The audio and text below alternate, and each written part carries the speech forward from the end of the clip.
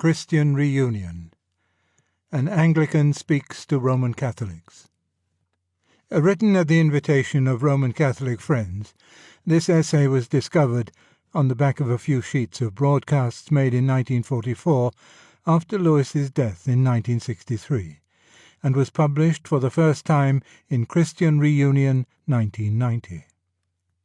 I have been asked to write on Christian Reunion, but I am afraid that what I have to say will amount to little more than a rough analysis of the actual disunity and a suggestion of how most of us ought to behave while our tragic and sinful divisions continue.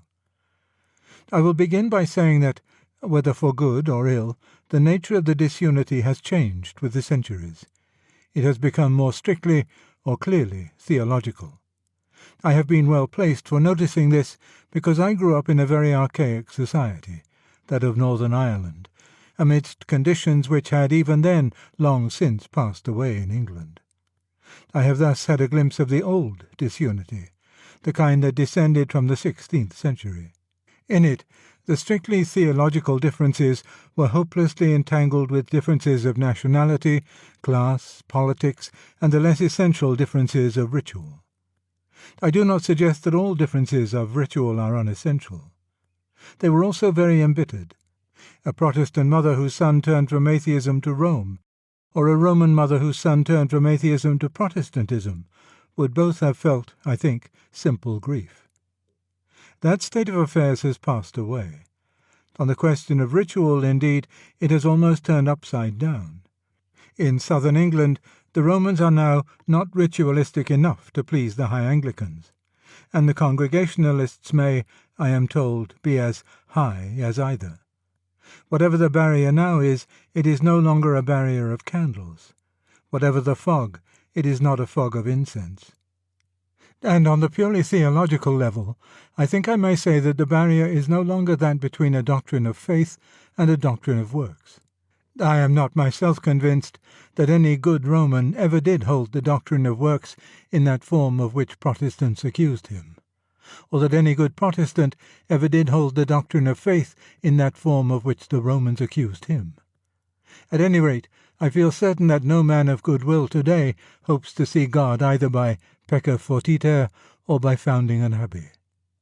It would still be difficult, especially in Germany, to get an agreed formula. But I think that difficulty now springs rather from the mysteriousness of the subject itself than from two clearly held and mutually exclusive doctrines. The difficulty that remains, and which becomes sharper as it becomes narrower, is our disagreement about the seat and nature of doctrinal authority. The real reason, I take it, why you cannot be in communion with us is not your disagreement with this or that particular Protestant doctrine, so much as the absence of any real doctrine, in your sense of the word, at all. It is, you feel, like asking a man to say he agrees not with a speaker, but with a debating society.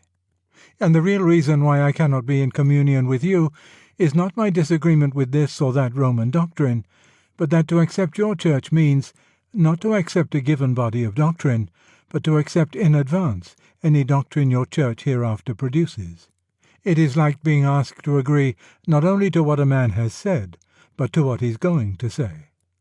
To you, the real vice of Protestantism is the formless drift which seems unable to retain the Catholic truths, which loses them one by one and ends in a modernism which cannot be classified as Christian by any tolerable stretch of the word.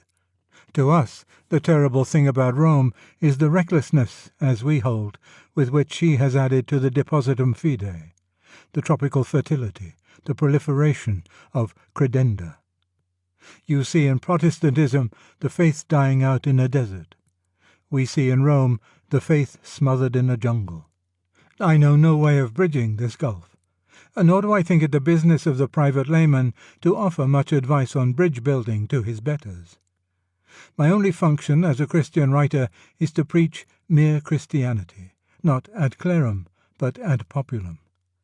Any success that has been given me has, I believe, been due to my strict observance of those limits. By attempting to do otherwise, I should only add one more recruit, and a very ill-qualified recruit, to the ranks of the controversialists. After that, I should be no more use to anyone. I have, however, a strong premonition as to the way in which reunion will not come. It will not come at the edges.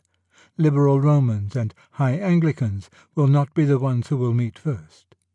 For the odd thing is that the nearer you get to the heart of each communion, the less you notice its difference from the other. It is important at this point that I should not be misunderstood. What I am trying to say might be interpreted to mean that doctrines don't matter, and that the essence of the spiritual life lay either in the affections or in some mystical experience to which the intelligence is simply irrelevant. I do not believe it is so.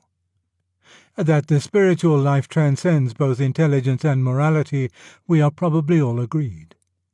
But I suppose it transcends them as poetry transcends grammar, and does not merely exclude them as algebra excludes grammar. I should distrust a mysticism to which they ever became simply irrelevant. That is not the way in which the divisions grow less important at the centre. To the very last, when two people differ in doctrine, logic proclaims that though both might be in error, it is impossible for both to be right. And error always, to some extent, disables.